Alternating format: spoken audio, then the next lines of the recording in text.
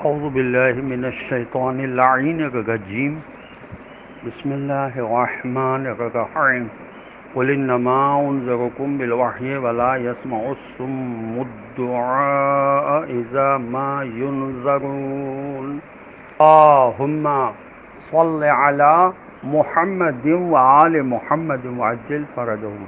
السلام علیکم ورحمۃ اللہ وبرکاتہ۔ اللہ تبارک و تعالیٰ کا شکر ہے کہ میں نے سورہ انبیاء جو قرآن مجید کا 21 نمبر کا سورہ ہے اس کی آیت 45 کی تلاوت کا شرف حاصل کیا، جس کا ترجمہ یہ ہے کہ کہہ دیجئے میں وحی کی بنا پر تمہیں تنبیہ کر رہا ہوں، مگر جب بہروں کو تنبیہ کی جائے تو کسی پکار کو نہیں سنتے۔ رسول اللہ صلی اللہ علیہ وسلم کو یہ حکم مل رہا ہے کہ آپ کہہ دیں کہ میرا کام صرف اور صرف تمہاری تنبیہ کرنا ہے کہ تم ہلاکت میں نہ پڑو۔ یہ تنبیہ اپنی طرف سے نہ ہوگی بلکہ وحی کے ذریعے ہوگی۔ وحی نازل نہ ہونے کی صورت میں حضور انتظار فرماتے تھے، کسی سوال کے جواب تک ارشاد نہیں فرماتے تھے۔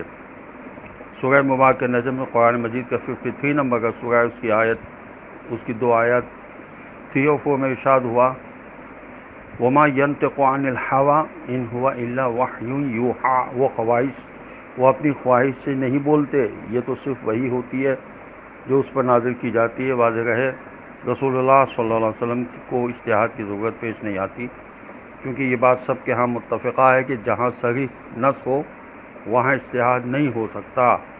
رسول صلی اللہ علیہ وسلم کے لیے کوئی دلیل مبہم نہیں ہوتی کہ اجتہاد کرنا پڑے۔ رسول صلی اللہ علیہ وسلم کے لیے سب احکام صحیح منصوص ہوتے ہیں۔ رسول صلی اللہ علیہ وسلم کی تنبیہ ان لوگوں کے لیے بے اثر ہوتی ہے جن میں حق کو قبول کرنے کے لیے صلاحیت اور ظرفیت نہیں ہوتی۔ تنبیہ میں کوئی خامی نہیں، جن لوگوں نے تنبیہ سننا تھی ان میں خامی ہے۔ آواز میں خامی نہیں، سننے والے کانوں میں خامی ہے۔ اللہ کی طرف سے انذار ہوتا ہے، اجبار نہیں ہوتا۔ رسول صلی اللہ علیہ وسلم تابع وحی ہیں، تابع اجتہاد نہیں ہے۔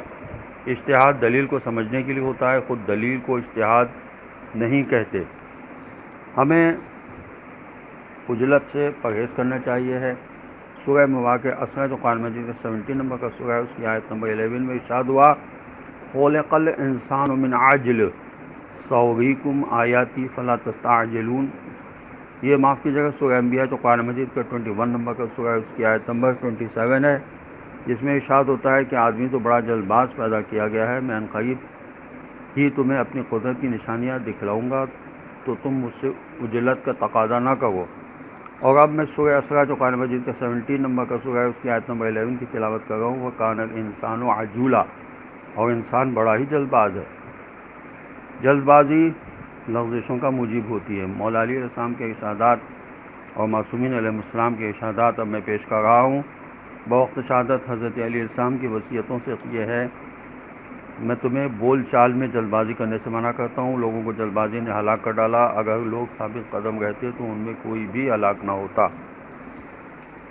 جلد باز خطا کار ہوتا ہے، خواہ اسے کچھ بھی ہاتھ لگ جائے۔ سوچ سمجھ کر قدم اٹھانے والا صحیح سمت میں جاتا ہے، خواہ ہلاک ہو جائے۔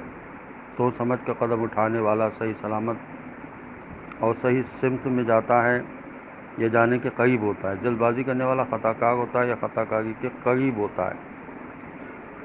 جو سوچ سمجھ کر قدم اٹھاتا ہے صحیح سمت کی طرف جاتا ہے یا جانے کے قریب ہوتا ہے، اور جو جلدی کرتا ہے وہ خطا کار ہوتا ہے یا خطا کے قریب ہو جاتا ہے۔ عقل کے سلسلے میں سوجھ بوجھ سے کام لینا، خطاؤں سے اور قول کے بارے میں سوجھ بوجھ سے کام لینا لغزشوں سے محفوظ رکھتا ہے۔ حضرت امام محمد باقر علیہ السلام فرماتے ہیں کہ سوچ سمجھ سے کام لینا اللہ تعالیٰ کی طرف سے ہے، جبکہ جلد بازی شیطان کی جانب سے ہے۔ ثابت قدمی سے سلامتی حاصل ہوتی ہے اور جلد بازی سے پشیمانی۔